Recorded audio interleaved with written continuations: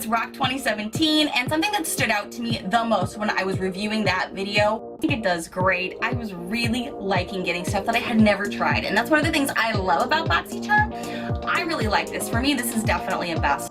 My skin, no matter how many times I tried to use it, it just wasn't working. Hi friends! Welcome back to my channel.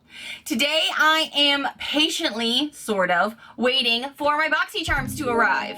But while I'm waiting, I've been thinking and reminiscing, really, about Boxycharm. And a lot of the past makeup that I've gotten from Boxycharm. I kind of wondered, my best and worst of 2018. Are those still bests for me? Do I still have the things that I said that were the best? Are they still in my collection? Have I repurchased them? Or have I had a change of heart? I thought, what a fun video to dive into, because you guys know I love using up my makeup. I love using up the products that I get, or if I don't like them anymore, getting rid of them so I can keep that top tier collection mindset in my beauty space. So let's jump into where are they now with Boxycharm bests, favorites of 2018. As I was reviewing what I loved in 2018, like that year-end wrap-up, I really got a little excited of going like, oh my gosh, I still love this. But then as I talked about some other things, I was like, oh, that got decluttered. So I'm kind of gonna be excited to see next year where some things fall for me that were my bests of this past year. Do you know what I mean? To start it all off, one of the things that I really loved and only just recently had to get rid of because I had used it all up was a Girlactic lippy. This was one of my first faves of 2018. I believe it was the shade Posh in this liquid lipstick from Girlactic that was such a pretty color that it could work with a very springy look because it had a little tint of pink to it, but it was enough of a nude family. You could get away with almost any makeup that day, whether it was a natural look, a bold look, whatever. I loved that lipstick, and as I've been growing my collection, and it is pretty serious, hold please, don't fall, don't fall, don't fall. This is only some of my lippies, and a lot of them are from Boxycharm, but I did not repurchase that yet because as you can see, I have a lot to go through. And there's still a drawer over there with more lippies, yeah. Don't fall. So needless to say, I have not repurchased that, but I did just now have to get rid of it because it was done. I had used it all up. I really, really loved that liquid lipstick though, and should Boxycharm toss it my way again, I would definitely not declutter it. I would keep using it, or if I happen to be, I don't know, somewhere where it showed up at my door, I would be very happy for it. As far as like repurchasing it, I can't say that I would have done that because I got a lot going on. I also remember really loving some crown brushes that we had gotten earlier in the year in 2018. Now I can tell you, since we've gotten so many brushes from Boxycharm and Luxy brushes were the top of mind ones, some of these aren't really in my rotation anymore, but I do still have them. This is the Crown Trio, at least I think it is, because we've gotten a couple other crown brushes. I'm not sure if this one was part of the original trio, but it does look like it. This big face powder brush is still in my rotation, still in my big cup of brushes to powder down my face, because you guys know as an oily skin girl, you can't get enough great powder brushes in your collection. So this one is still in my top of mind rotation, but the two others that I used to really love, not so much. This smaller one is like a paddle brush that people could use for eyes. I always chose to use it on the face for a nose contour, and it did a really good job, but then I started getting more brushes, and then at some point I put it to the wayside because I have this bag in my bottom drawer of like the bee string that, like, you know, they're on deck brushes kind of thing. I put these over there because I really wasn't using them, but then I realized I put them away dirty. Don't judge me, I know, ew. I was probably just tidying up my beauty space and being like, I don't really use these, I need to make more room for the stuff I use, and then I'd probably just put them in the bag without thinking and then moving on, so they're dirty, and I've really not thought about them until I was doing this video. So first and foremost, I need to wash them, but I'm wondering if I should try to put these back in a rotation. I don't know, I've got so many brushes though. Thanks, Boxycharm. That's because of you. Something that I don't have in my collection anymore that was still a best of for me in 2018 was a ColourPop eyeshadow palette. The Semi Precious palette is the one that I received in my Boxycharm, and I was already a longtime lover and fan of ColourPop eyeshadows. So I was really excited for whatever came my way. Most of the palettes that they put in the boxes, though, were stuff that a lot of us already had if we were already ColourPop lovers. Not everybody was, though, so this was a great way to introduce ColourPop to so many people at an inexpensive price. The Semi Precious palette I did use and really liked, and it wasn't my best of because I do like their formulas, but I did end up decluttering it because I just wasn't reaching for that palette. A lot of the colors in there weren't something that I reach for on the daily. And you guys know, unless you are new here, I really love using everything that's in my collection. So if it's something that I just keep noticing, I keep passing over, but I'm just storing it, I'm just hoarding makeup, I'm gonna give away something that I think other people would love more, especially if it's so gently used like that one was. So as much as I still think ColourPop is amazing and it was a good palette, I just didn't have room for it in my space if I wasn't using it. So I decluttered it, but not because it was bad, just because I didn't use that color story really. Oh, this other product I actually had to throw away the body of recently too, kind of like the Girlactic, where it's you use it all up. It's trash at this point, but it wasn't trash as in bad. It's trash as in I used it all up, so it wasn't empty on YouTube. It was the Brow Gal Instant Brow, where it was just those microfibers that you could use on your brows. It was a little too light toned for me, but I really liked it. I actually used it all up. I think at the end of last year is when I actually realized, oh no, it's dried up, I gotta get rid of it. I've also not repurchased that because I've gotten so many great eyebrow products from Boxycharm at year end that I got a lot to go through as far as brows go. So it was still a really good product and I wouldn't mind getting it again, but I haven't gone out and repurchased it just because I've got so many other things in my collection right now. Okay, so this one I do still have in my collection, and I kind of was shocked it was still in my collection, so I'm trying to figure out if I want to keep it, get rid of it. Is it expired? Hard to say. Probably is.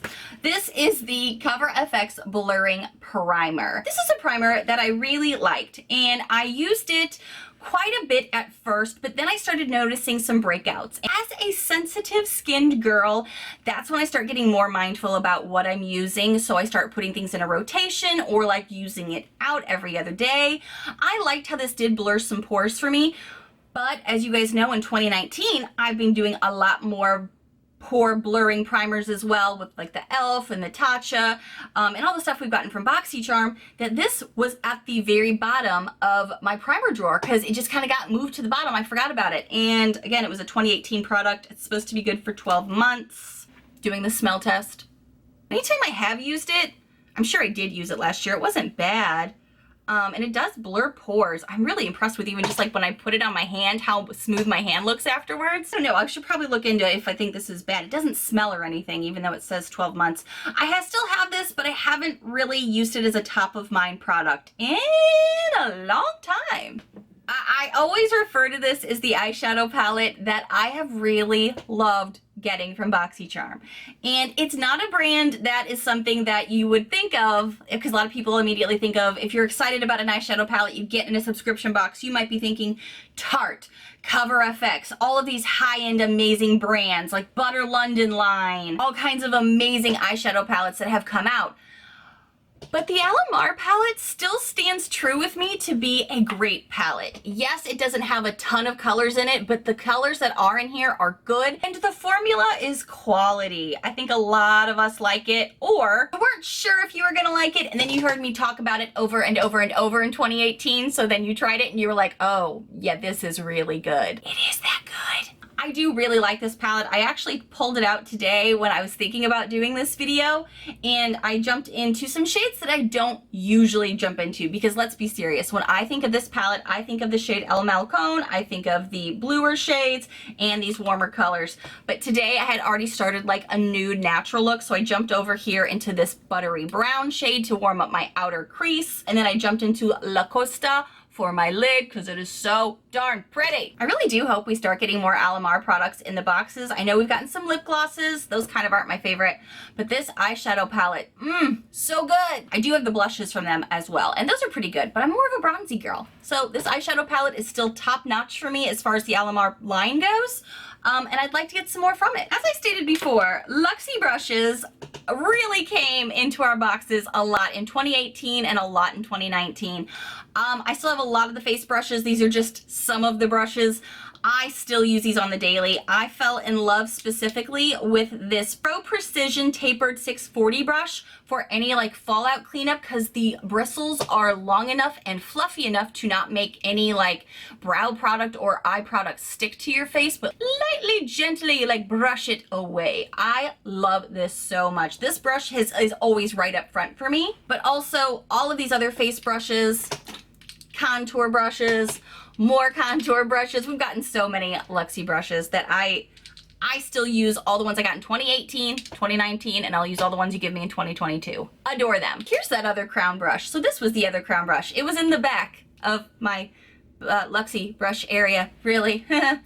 So this is the other one that I was thinking was this blush brush, but it's really this one. So I haven't used this in a while. It's in the back bin. Should I declutter some crown brushes because I have so many Luxy brushes that I use more? Like this one is still really clean because I haven't touched it in a long time.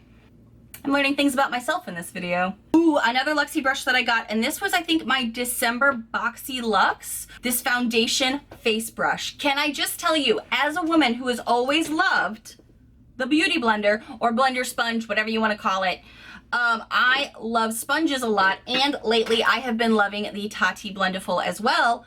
This sucker really showed me that you could use foundation with brushes, even if you have oily skin and you're always worried about it not looking the same or looking as nice. For some reason, brushes for me always tend to streak. These brushes, not so much. This one is the Luxy 732 Airbrush Foundation Brush. I have used this a lot in 2019. I got it at the end of 2018, and this is still a high quality product for me. I use this, I would say, at least a couple of times a month, even though I still love a sponge or a Tati Blendiful.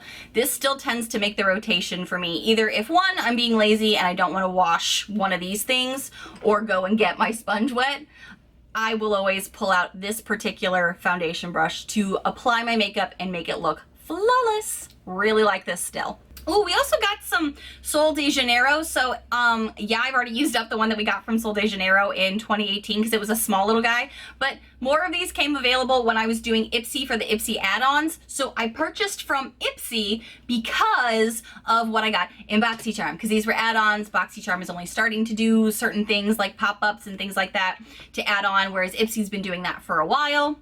One of the few saving graces for me with Ipsy, to be honest, because you guys know I've put them on an every other month situation at the moment. But because they introduced me to the Bum Bum Cream, I ended up getting it from Ipsy, the same one that I kind of got before from Boxycharm, and this other little guy as well. So technically, yes, I have repurchased something that I got from Boxycharm, 2018 favorites, just from another subscription box. Ooh.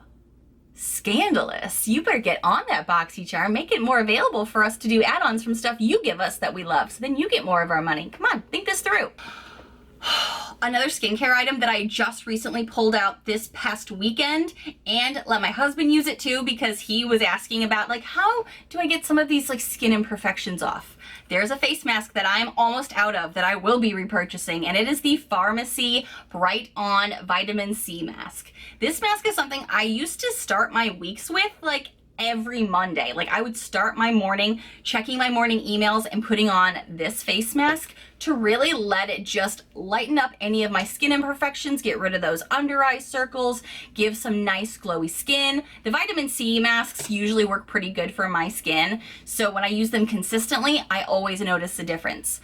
We all know 2019 was the year of skincare, so this kind of got a little to the back of the bathroom cabinet, but I pulled this back out over the weekend. My husband used it, I used it. I love this, and I'm like literally squeezing the bottle, being like, come on, get out, get out, get out. Another pharmacy product that I really love that I'm at the very, very bottom of, and it has no label anymore, is the Pharmacy Green Clean. This thing took off every bit of crazy makeup that I would be wearing for on-camera days, non-camera days, red lip days, winged liner days, you name it, this stuff could get it out. The label is no more, it peeled off pretty quickly. Another palette that we did get that I still really like, but I do notice I don't reach for this as much, is the Ace Beauté Grandiose palette.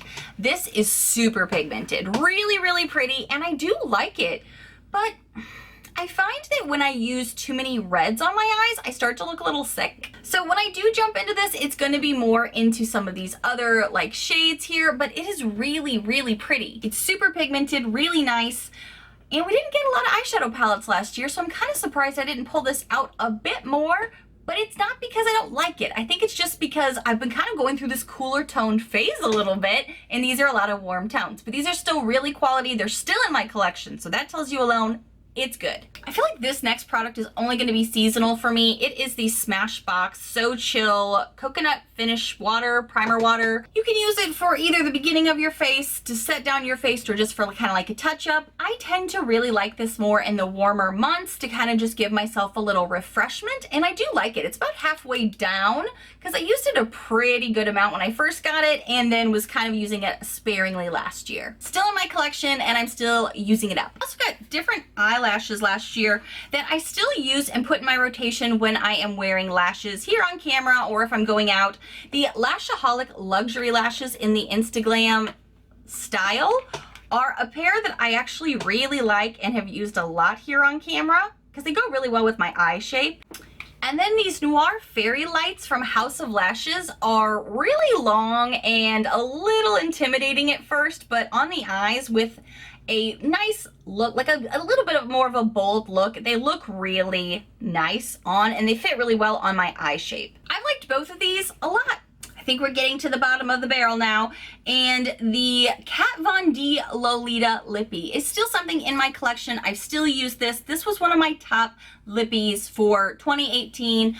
Person beside, this is only about the makeup because I know there's a lot of stuff going on with Kat Von D, KVD, whatever they're calling themselves now. I'm just talking about the Lolita lipstick at the moment, and this is a shade that I actually really, really like, and it lasts a really long time without being over drying, and that's hard for a liquid lip to do. This is something that I am still using up and is still in my very large lippy collection. Ooh, and the Note blush. I almost forgot about this.